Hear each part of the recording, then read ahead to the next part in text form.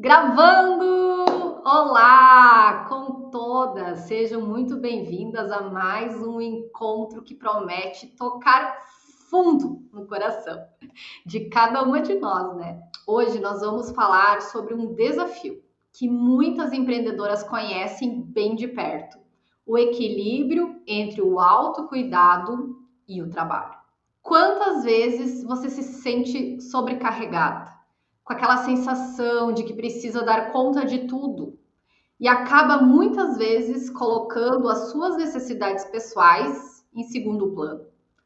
Essa busca incessante de fazer e entregar resultados, muitas vezes isso nos distancia de nós mesmas e principalmente da nossa essência. Mas a boa notícia é que existe um caminho para construir uma realidade mais leve, mais ousada e mais saudável. Porque esse caminho, né, de a gente conseguir equilibrar aquilo que a gente faz, aquilo que a gente entrega com aquilo que a gente é fundamental, é uma virada de chave para que a nossa realidade ela seja mais fluida, ela seja mais gostosa, que a gente consiga ter mais amor, né, conosco mesmo em nossos dias. E é isso que a gente vai conversar hoje nesse encontro do Com Todas, sobre o autocuidado, porque ele não é um luxo. O autocuidado ele é uma estratégia para que você consiga encontrar uma prosperidade, né, um sucesso duradouro, mesmo para o seu negócio e para a sua vida, né, que isso consiga caminhar de mãos dadas. Então, o autocuidado, ele não precisa ser um ou, ele é o e, que vai ser a estratégia para a virada de chave da sua vida. E para me ajudar a aprofundar esse tema nesse encontro de hoje, esse tema que é tão vital, eu tenho novamente o prazer de anunciar, né, a presença da nossa especialista Renata Vilhena, que é mentora de mulheres 40 a mais. E ela ajuda as mulheres a brilhar no digital. Nunca mais eu vou esquecer da minha potência, da minha espada.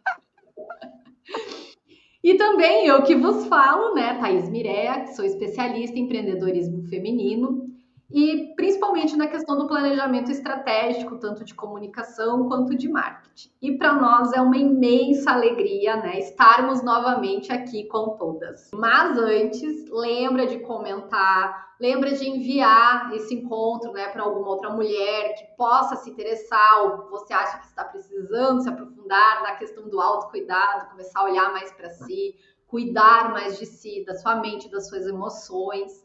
Ativa o sininho, né, para ser avisada aqui dos nossos próximos encontros. Entre no nosso grupo do WhatsApp do Com Todas, onde a gente vai estar sempre avisando, também vai começar a trazer novos conteúdos para vocês. Então, para começarmos a nossa conversa de hoje, Renata, eu quero lançar a primeira pergunta. Já vou chegar assim, perguntando. Nesse Bora! mundo, nesse mundo que valoriza tanto a produtividade e a entrega, né, o fazer, o que significa autocuidado? Normalmente, autocuidado nem passa perto, né? Eu digo da minha própria experiência. Eu passei anos da minha vida no foco da entrega, do resultado, da produtividade, no foco de todos os movimentos eram em função de ter dinheiro, de ter mais benefícios, de ter um salário maior, melhor, de ser promovida. E o autocuidado, ele ficava sempre para depois. Na realidade, eu brinco que eu perdi várias coisas, inclusive dinheiro, porque quando você não tem você não tem tempo para se cuidar, você normalmente não tem tempo de cuidar em praticamente nada na sua vida.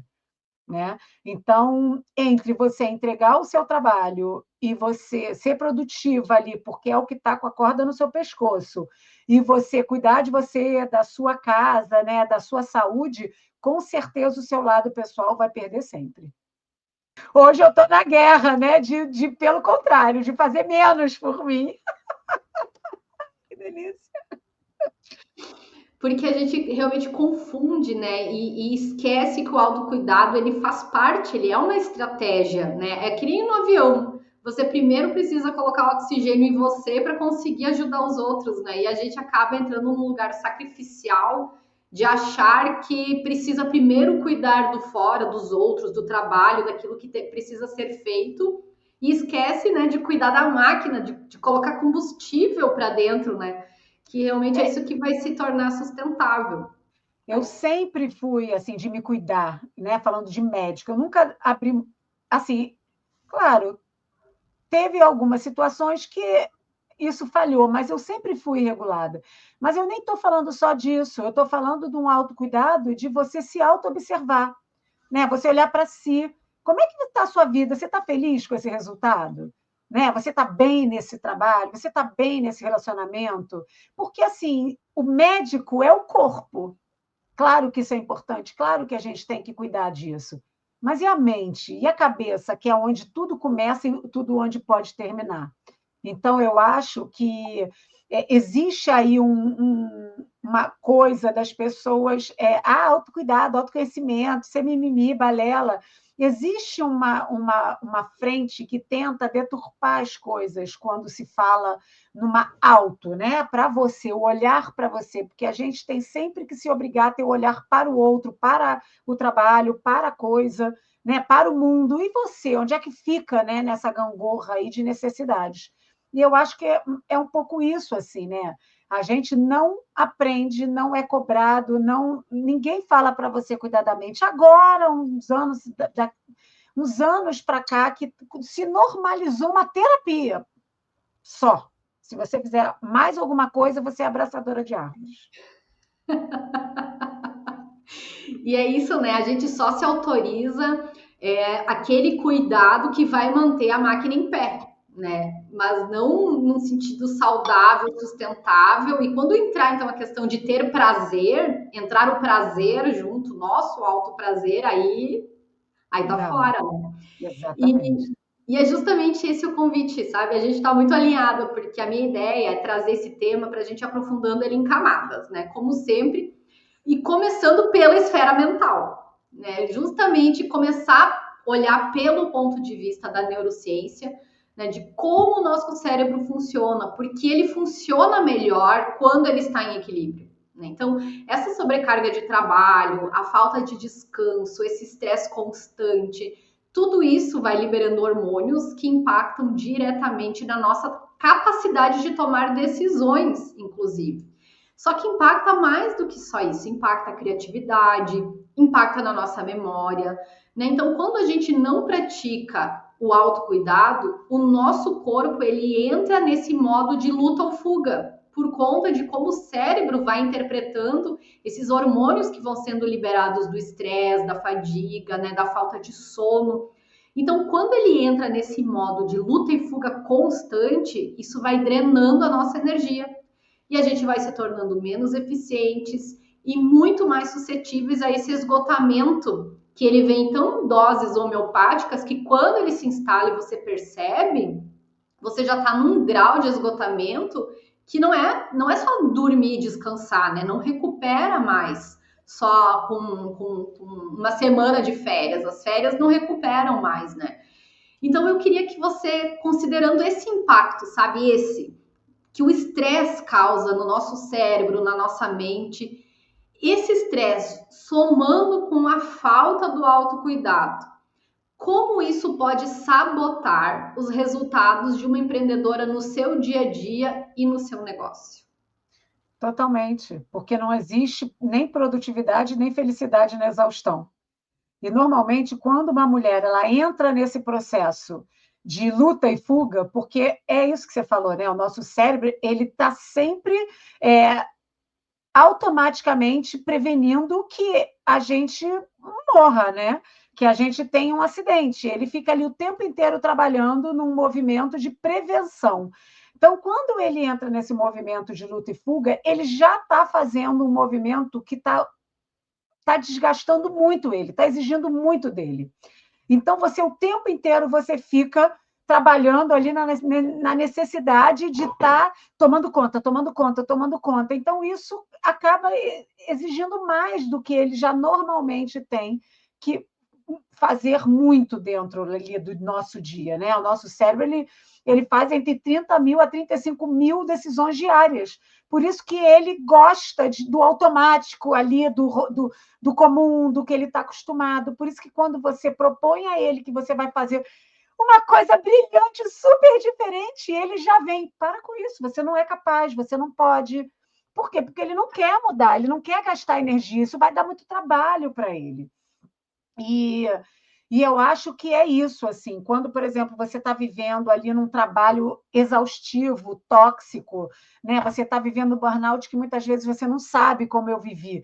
Você fica 24 horas girando numa necessidade de acalmar e você não consegue, porque você não sabe a causa. Nem sempre você, porque quando você está nesse giro, você não consegue olhar para você. Eu sabia o que estava acontecendo, que eu estava pirando na batatinha, mas eu não conseguia saber qual era a causa, eu não conseguia perceber que eu estava vivendo um burnout. Então, normalmente, quando você não se percebe, você não olha para você, você não tenta entender a causa das emoções, né? Como eu digo sempre, o nosso corpo é o primeiro a dar os sinais. Então, se o seu corpo está dando algum sinal de doença, ou de estafa, ou de dor que você não sabe, nem sempre é uma doença. Às vezes, isso aí é para você não morrer de um infarto. Então, ele está botando ali tudo aquilo, aquela pressão emocional que ele está sentindo, ele está tentando botar para fora de alguma forma, senão você vai ter um infarto, um AVC, vai morrer. Então, é muito difícil, né? Assim, quando você nega a autoobservação, quando o seu corpo está dando sinais e você nega, você não quer ver, você normaliza isso. Então, eu acho que tem tudo a ver. Não existe produtividade na exaustão, muito menos a felicidade. Você não consegue ser criativa. Você está com a cabeça em outro lugar, menos ali ou quando menos na criatividade. A criatividade não vem, ela fica totalmente bloqueada, sabe? Porque a gente sempre pensa nos sabotadores mentais como algo negativo e ruim, né? Mas muitas vezes os sabotadores eles já são o primeiro sintoma de um estresse, né? De uma sobrecarga. Eles estão trabalhando a favor para que essa mente pare um pouco, né? Queria que tu falasse um pouquinho sobre essa relação dos sabotadores, como eles começam a aparecer quando os primeiros sinais de estresse, né? Dessa falta de autocuidado permanente por muito tempo, como eles começam a aparecer na mente, nos pensamentos? O pica-pau do mal. Trouxe o pica-pau do mal. Menina, tem que trazer isso de novo para a minha comunicação. Eu esqueço do pica-pau do mal. Os sabotadores, existem dois sabotadores principais, né? Que é o crítico, que ele é como se fosse o mandante da gangue, que é uma gangue, né? Assim, trazendo um pouco só floreando o que você falou, né? O sabotador, ele era necessário, a nossa mente cria eles quando a gente é criança, que a gente não tem ainda experiência nem emocional para defender a gente. Então, ele, por um tempo, ele é muito importante. Só que depois ele não é mais importante, porque você, com as suas vivências e experiências, você cria a sua base de decisões ali, que vai servir para você entender quando você está em perigo e quando você não está. Só que o Ele sabotador. deveria não ser mais importante, né? Mas o sabotador, ele gosta de continuar na sua mente, e aí ele não vai embora. E aí imagina um sabotador que se prende ali apegado à sua mente, das suas experiências, da sua forma. Dali para frente, se você não identificar que você tem esses sabotadores, todas as decisões e escolhas vão ser baseadas neles. E voltando ali, né? Que aí eu fui para uma e voltei, mas e o que acontece? Existem dois sabotadores principais, né? Que é o crítico, que é o pai de todos, a gangue total, e o sábio. A gente deveria ter um equilíbrio entre o crítico e o sábio, só que normalmente a gente não tem, principalmente pela situação social ao qual a gente é criada, cheia de culpas e cobranças. Então, o que acontece? O crítico, ele está sempre tomando conta do que você está ali pensando e decidindo. Então, ele vai sempre, sabe, essa culpa que a gente sente, essa cobrança, isso tudo é o crítico avançando na sua mente e nas suas ideias. E como a gente não tem o hábito de se auto-observar, a gente não consegue perceber que isso é só nossa mente ali com uma ação do sabotador tentando convencer a gente de que a gente não serve, a gente não é capaz. Existem outros sabotadores, existe o esquivo, que não quer encarar nada, nenhum problema, e aí finge que não tem nada e só vai se ferrando ao longo da vida.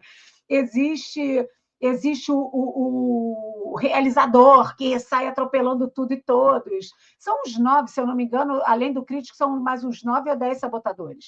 Então, existem vários outros, mas você só vai detectar isso se você começar a se perceber quais são os gatilhos que fazem a sua mente entrar em alguns comportamentos. A gente tendencia a reverberar comportamentos, a, a ter comportamentos padronizados, a repetir. E se quando você começa a perceber, você percebe que existem gatilhos que te coloca ali naquele lugar para você trazer esses sabotadores muito à tona. Né? E existe o sábio, coitado, que fica com todos os outros 9 sabotadores batendo de frente e ele ali tentando te dar um equilíbrio emocional. E a gente só consegue fazer isso quando a gente consegue olhar para a gente, ou consegue olhar para a nossa mente e consegue perceber como a nossa mente ali age em determinadas situações, em determinados comportamentos. Às vezes, algumas pessoas, tipo, você às vezes tem ali, fica batendo boca, batendo de frente com uma pessoa, porque já faz parte do seu comportamento natural ali, e você não percebe isso, entendeu? Então, é muito importante a gente olhar para isso e perceber, mas você só vai conseguir parar isso se você detectar que isso acontece com você. E você trouxe uma questão bem importante, né? Porque a mente, ela é essa primeira camada, mas a alma, né, as emoções, para além também dos pensamentos, elas também se manifestam, né? Então, às vezes a gente não tá só cansada, esgotada mentalmente, as emoções já estão, né, acabadas, a gente já tá num nível muito mais profundo de esgotamento, de estar se ferindo, né? De estar ultrapassando os próprios limites, de estar, às vezes, se sacrificando, né? Abrindo mão de valores. Então, o autocuidado, nesse sentido, ele é um ato de amor próprio, né? De resgate, porque ele é o que permite a gente olhar para dentro e reconhecer as emoções, as subjetividades, e muitas vezes até curar uma identidade que foi formatada para agradar, que foi formatada para fazer para o outro, né? E que acaba seguindo, buscando essa validação externa, né? Do que o outro espera de mim, o que eu tenho que fazer para ser amada, para ser aceita, para ser validada, para pertencer.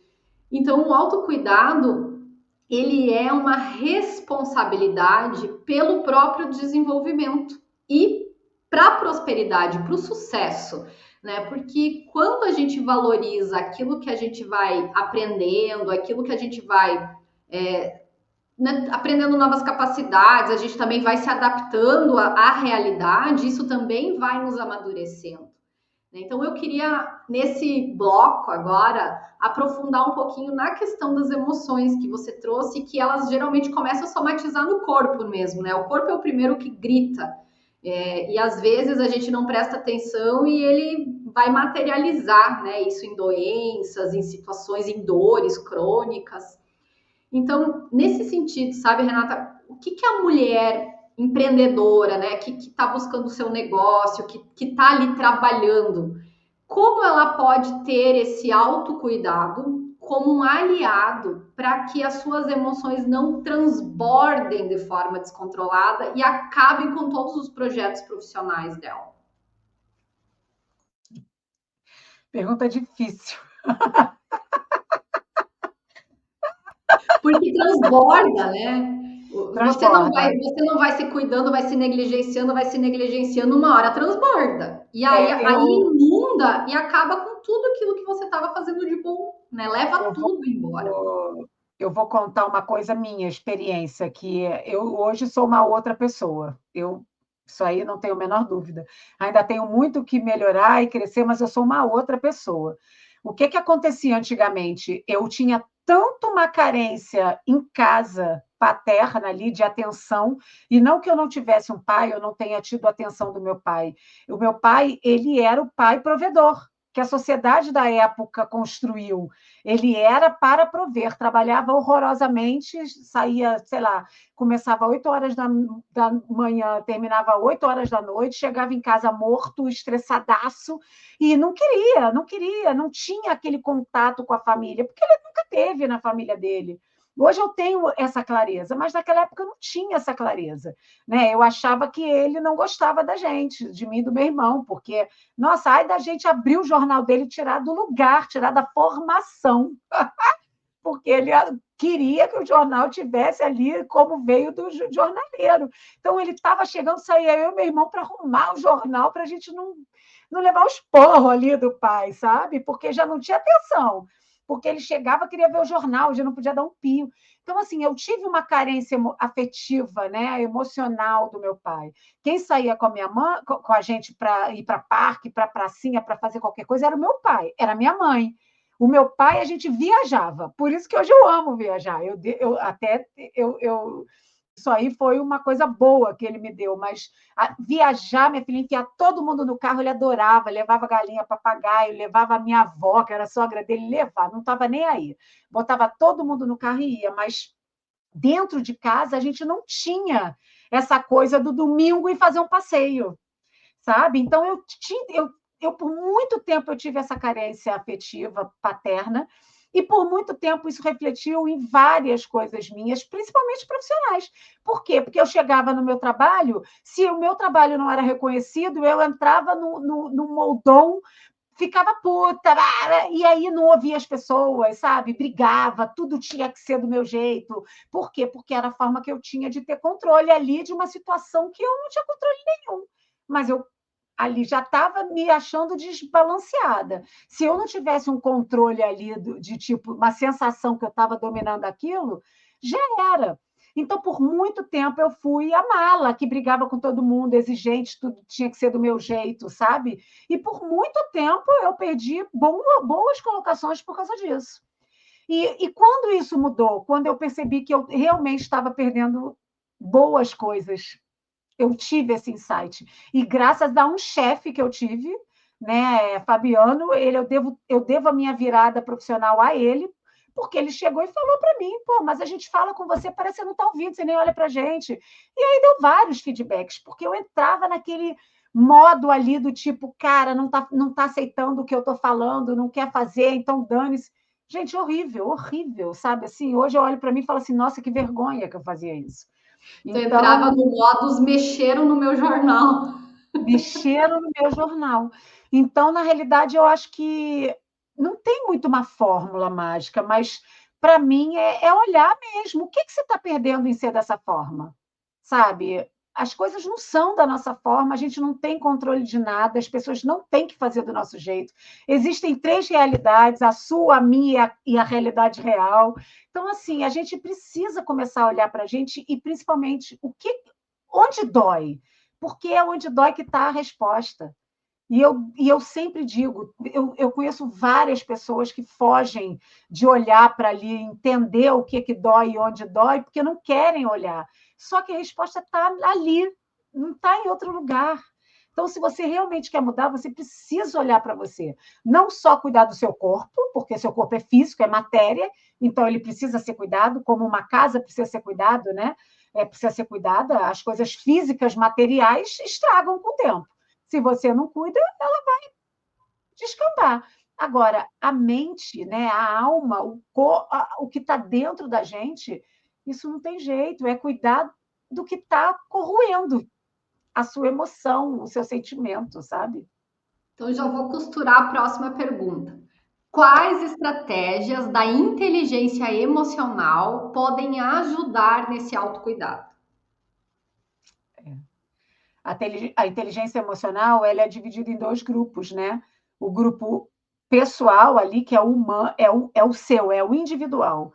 Como é que você começa a se auto-perceber e começa a perceber como você está reagindo, né? Como é que você reage às situações, às suas emoções? Você começa a se auto-perceber. E existe o social, como você reage a terceiros e à sociedade. Então, primeiro você entende o que te faz sair do seu eixo, a perder o seu equilíbrio, quais são os gatilhos, quais são as pessoas, quais são os lugares. E muitas vezes você tem que evitar mesmo, você tem que parar de ir em algum lugar, você tem que parar de falar com alguma pessoa, você tem que parar de estar ali em alguns movimentos para você entender, não, isso aqui é um gatilho, isso aqui eu não posso mais. Por exemplo, eu por muitos anos eu achei que eu era acelerada e tinha orgulho disso, falar para todo mundo, dou conta de tudo. Cara, eu tinha crises de ansiedade, cara, queimando, fritando a mente na batatinha. E aí, o que aconteceu? Quando eu identifiquei isso, eu comecei a parar de sair muito ou fazer noitada. Por quê? Porque juntava a crise de ansiedade com álcool, não, se obrigava com as pessoas na rua. Então, eu comecei a entender que quando eu estava em crise de acelerada e crise de ansiedade, eu ficava mais acelerada e isso me desestabilizava mais emocionalmente. Então, eu só ia para o que eu era obrigada. Depois que passava, acalmava, eu entendi o que estava me botando ali, e aí eu voltava com vida normal. Então, quando você entende o que te tira o equilíbrio, tudo fica mais fácil de você reagir. E aí, isso começou a me facilitar. Por quê? Porque eu comecei a identificar gatilhos, pessoas, locais que me desestabilizavam e eu comecei a evitar e eu comecei a brigar menos. Hoje, por exemplo, é muito difícil entrar num bate-boca. Nossa, antigamente era toda hora, porque eu queria ter razão. Hoje eu não quero mais ter razão, eu quero ser feliz. Que bonito isso, né? Sabe que você falando, eu me identifiquei em algumas questões, porque a gente acaba achando que tem uma personalidade, a gente acredita nela, que é essa identidade que foi formatada daquele jeito, né? Sim. Então eu também por muito tempo achava que eu era colérica. Nossa, a minha personalidade é colérica. Mas não sou, eu sou muito mais sanguínea, eu sou muito mais emocional. Quando tirou essa raiva, quando eu tirei a camada da raiva, da razão, a da briguenta, da heroína que ia pra guerra, quando eu baixei a espada, eu não sou essa pessoa, né? Eu sou uma pessoa muito mais amorosa, eu sou uma pessoa muito mais emotiva. E ela Mas não isso é tinha uma isso. proteção, né, Thay? Isso é uma proteção nossa. A gente acaba se protegendo com a emoção que faz a gente não esmorecer. E a gente se apega a essa identidade, como essa roupa, como se fosse a gente, né? E nesse sentido, o autoconhecimento que você tanto fala e tanto bate, tanto convida as mulheres, ele é necessário para que a mulher se fortaleça, faça musculação, sabe? Musculação da personalidade, musculação de validar quem é, porque se a gente está buscando a validação do outro, a gente teatraliza, né? A gente age de uma forma ou de outra porque quer validar isso no outro. Só que aquilo nem é a gente, né? Então, quando a gente começa a fazer esse mergulho no autoconhecimento e começa a pensar, mas será que eu sou assim? Ou eu sou assim para validar algo que eu estou tentando sustentar, né? Uma imagem minha própria que eu acreditei até agora que eu era, né? Então, o autoconhecimento, ele começa a invalidar as próprias emoções, porque eu, por exemplo, não identificava o quanto a raiva, ela me sustentava, sabe? Eu tinha muitos acessos de raiva. Só que a raiva, ela era uma proteção da dor. Então, para não chorar, eu sentia raiva. E esse era um mecanismo, né? Eu não ficava triste, eu ficava com raiva. Por exemplo, eu não ficava com sono, eu ficava com raiva. Então, tu só tem que dormir. Não, eu tava com raiva e chorava de raiva, eu só tinha sono, sabe? Então, eu não conseguia nem identificar minhas próprias emoções. E foi quando eu comecei a dar espaço, por exemplo, tá, eu tô sentindo raiva ou é tristeza? Porque uma coisa era misturada na outra, sabe? Não tinha nem. Eu Mas nem você não sabia o que eu sentia. percebe. Mas é porque é tão natural que você não percebe.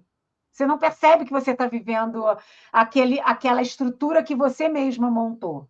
E aí a raiva vinha, mas ela vinha para proteger uma vulnerabilidade. Essa heroína, ela vem para proteger, né? Agora já pegou a espada, coloca a armadura e agora daqui ninguém me tira, eu tenho razão. Pode ligar o vermelho. Verdade. Essa aí merece a pimentinha. Então eu queria que você falasse um pouco também sobre essa importância do autoconhecimento para que a mulher ela Eu fortaleça. posso te interromper e posso falar uma Claro. coisa, complementando o que você falou assim, a gente acredita que a gente é essa pessoa, não é a gente acredita, a gente constrói uma fortaleza para proteger a gente de alguma coisa que a gente não quer ver, mas todo o resto faz você acreditar que você é assim. Não é só você. Por exemplo, depois que eu comecei a mudar, depois que eu parei de ser a brigona, porque quando eu era brigona, todo mundo reclamava, falava que eu era brigona, mas na hora de alguém tomar uma atitude para ir lá falar alguma coisa para alguém que ninguém queria falar, era a mim que as pessoas procuravam e eu ia lá falar. Eu ia. Porque essa Eu me identidade ela está botava nesse segura, né? lugar. Hã? Mas é isso. A gente, por exemplo, a guerreira, a que resolve, ela é importante para todo mundo. E é ali que a gente valida ela. Porque tu que é a que resolve, tu que é a que vai para a guerra. Então, quando a gente é acionada, a gente se sente muito importante Sim. nessa identidade, sabe? Então, É. uma coisa vai reforçando a outra. E quando a gente decide olhar e descobre que talvez não quer mais ser, quem está acostumado a te acionar vai sentir falta. Como assim Não, e tu não não, vai resolver para mim? E o Né? que aconteceu?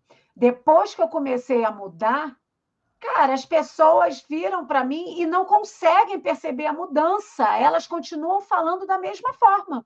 Só que antigamente eu calava a boca. Hoje não, eu falo assim: não, não, essa Renata não existe mais. Ah, não, tá certo. As pessoas continuam reverberando uma pessoa que você foi. Mesmo elas já até verbalizando que eu mudei, elas não conseguem tirar e dividir.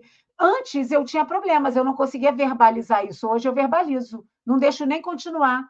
Então, não é só você se auto-observar, ter um autocuidado, você olhar para si, você identificar e mudar. Você também tem que botar sua voz para fora, aceitando a nova identidade que você tem. Porque senão você acaba deixando as pessoas continuarem te vendo daquela forma. Ou então, quando alguém me chama para alguma coisa, eu falo assim: gente, não vou não, isso é roubada. Sabe? Você precisa externalizar, você precisa aceitar que você também mudou. A aceitação começa em você. Agora pode. Desculpa. Agora tu já respondeu. Porque era nesse sentido mesmo, sabe? Como você ir se conhecendo, isso é a chave que vira para que você tenha força em si mesma para validar, você validar suas emoções, você validar o que é importante para você, você validar os teus limites, você validar aquilo que você quer fazer ou não pelo outro, sem precisar ficar validando isso no outro, entende? Então, quando o outro vem te requisitar, você sustenta e diz não mais. E tá tudo bem, porque você já tem força em si mesma para dar os limites, né? Então era justamente sobre isso, assim. E não é fácil, tá? Você sabe disso melhor do que eu. Não é fácil. Normalmente as pessoas, principalmente as mulheres, né, não conseguem fazer esse movimento da mudança porque é muito difícil. É muita dor, né? Assim, é muito mais fácil você deixar para lá, não, você acreditar que deixar para lá é o caminho, porque a vida traz de volta, a vida te cobra isso que você não está querendo olhar, de alguma forma ou de outra, ela vai cobrar. Então, muita dor. Eu já passei por 2 momentos na minha vida que foram muito difíceis de mudança. Um lá em 2012, quando eu me separei do meu segundo marido, que para mim foi muito difícil, e isso começou que quando eu parei e falei assim, cara, qual foi a minha responsabilidade nesse término? E aí eu tive que olhar para mim, né? Porque era um casamento perfeito para todo mundo. A gente se amava os dois, assim, idolatrava, e de repente ele acabou por falta de conectividade ali de ambos, sabe? E eu tive que olhar, eu falei assim, cara, tá bom, mas por que acabou? Aí ferrou. Porque aí quando você começa a ver, não desvê, né? Não desvê. E aí foi o movimento, e aí eu cheguei no momento que eu já estava liberta, feliz, já tinha entendido que eu tinha maturidade naquele momento de entender e fui viver a vida. Fiquei 10 anos sem um relacionamento sério. 10 anos, e eu achava que era porque eu não tinha agenda, não dava na minha vida, porque eu viajava muito, era carnaval, era produção de evento, mais o meu trabalho, que eu trabalhava horas. Não, era uma fuga. E aí, depois de um outro término, agora, em 2024, eu tive que olhar de novo, e aí eu percebi que esses 10 anos foram uma fuga. Não foi um. Não é porque não tinha lugar, é por isso que eu falo, sempre são escolhas. Tudo na nossa vida são escolhas. Se você está escolhendo não ter, e não interessa o que está te convencendo a isso, você está escolhendo não ter, você não está querendo ver, sabe? Então, assim, mas é difícil mesmo. Tem gente que não consegue. Tem gente que não consegue, não está preparada emocionalmente, e está tudo bem, cada um no seu tempo, cada um no seu lugar. Mas se você quer mudar e você quer uma vida para você, a vida que você sonha, você precisa encarar. E o que eu falo assim, libertas com todas, é, é um buraco da deusa. Você acha que você vai morrer de tanta dor, mas depois, quando você sobe, é só iluminação e prazer. Então, acredita, vai ficar muito melhor. E o fato de não querer olhar para a dor não significa que a dor vai embora, né? Ao contrário, ela fica vindo, é o retorno do reprimido, né? Tudo aquilo que Ela a gente esconde, ela fica ela vai escondida. aparecer o tempo inteiro. Então a dor acaba estando em tudo. Então você foge da dor, só que a dor vai estar em tudo na tua vida. E aí você não consegue se libertar disso, né? Então é ter essa coragem de olhar para a dor e acolher a dor e chorar a dor é o único caminho para que essa dor se dilua e perca força dentro, né, dentro da tua vida, dentro ali de você, em primeiro lugar, e ela não transborde mais nas coisas, né? Porque quanto mais a gente foge da dor, mais ela tá na sombra de tudo que a gente faz. E então é preciso essa coragem, esse convite de olhar, porque ela vai diluir e ela vai perder força. E aí você tem a chance de ter uma vida diferente. Porque sem olhar para ela, vai chegar uma hora que ela vai materializar em doença, em uma depressão, em uma ausência, em um Alzheimer. Ela vai chegar num ponto, né? Quem quer esquecer da dor, um dia esquece de tudo, porque a dor vai estar em tudo, né? É. Ela se torna um câncer. Então, a dor, se a gente não tem a coragem de olhar, ela vai se materializar mesmo, né? Não tem como fugir. Posso contar uma história? Eu hoje estou toda a história. Eu tenho uma amiga que ela também tinha ali uma carência efetiva, só que era de mãe e de pai, eram os dois. E aí, quando ela tinha relacionamentos, ela botava isso num sentido de que a pessoa tinha que tratar ela igual princesa, que senão não servia. E isso acabava trazendo uma cobrança muito grande para o outro, né? E aí, o que aconteceu? Ela veio numa busca ali de evolução, já entende isso, mas o que aconteceu? Conheceu uma pessoa, a pessoa estava enrolada com o trabalho, não conseguiu dar a atenção que ela queria, ela ficou empolgada, começou a ligar. Aí, quando ele não conseguiu corresponder, isso tipo nem namorando, estava ali se conhecendo. Quando ele não conseguiu corresponder de estar com ela nos convites dela, ela chegou e botou a faca no pescoço dele. Pô, mas. E aí eu falei para ela: olha como você está como você está num comportamento cíclico aí, né? Você está trazendo, mesmo você entendendo, já tendo detectado, você continua com o comportamento de cobrar do outro a sua felicidade. E aí o que acontece? Você só está feliz quando tem alguém, porque ela precisa, ela é escrava dessa necessidade de ter alguém. Então, é isso, eu só estou trazendo para exemplificar como a gente tem padrões repetitivos de comportamento e muitas vezes a gente não se percebe. Não percebe que a gente faz isso com os outros. E aí, às vezes, um casamento termina e não entende por quê. E não olha, porque normalmente não olha, normalmente arranja outro logo a seguir e acha que vai ser diferente porque é outro e não vai continuar com esse comportamento, entende? É muito interessante você trazer o exemplo, porque essa é a outra faceta da heroína, é a donzela. É a que É, fica esperando o príncipe que vai salvar ela do que ela não teve, né? E vai levar ela para um castelo e vai recompensar ela, mas ela não entende que esse príncipe mora dentro dela, né? Não é é, fora. O homem não, real nunca vai ser, ele nunca vai atingir ao inatingível da falta que nem os pais conseguiram suprir. Então, É uma E falta eterna, um buraco, né? você não pode botar a responsabilidade da sua felicidade no outro. É você, né? É você O que outro faz as talvez já escolhas. estava dando o máximo que podia e nunca vai ser o suficiente, né? É, Porque ela precisa comprovar que faltou. Então é. vai ficar nessa prova, ó, viu? De novo, de novo e de novo. Essa é a faceta da donzela. E não é assim, não é uma cobrança, não é que você não tenha que cobrar, exigir, porque, cara, a São os gente precisa ser combinados, bem né? tratada, né? Mas existem aí parâmetros dos dois, e nem foi por isso que acabou, não, mas na realidade É legal foram trazer porque a gente fica nesses comportamentos mesmo, né? repetitivos e a gente não percebe, a gente entra num ciclo vicioso de comportamento. E isso pode ser com um relacionamento, pode ser com uma amiga. Gente, eu tenho Pode ser amiga que tem e no ciúmes de trabalho mim. também, né? No trabalho também fica só reeditando, né, as relações. Exatamente, exatamente.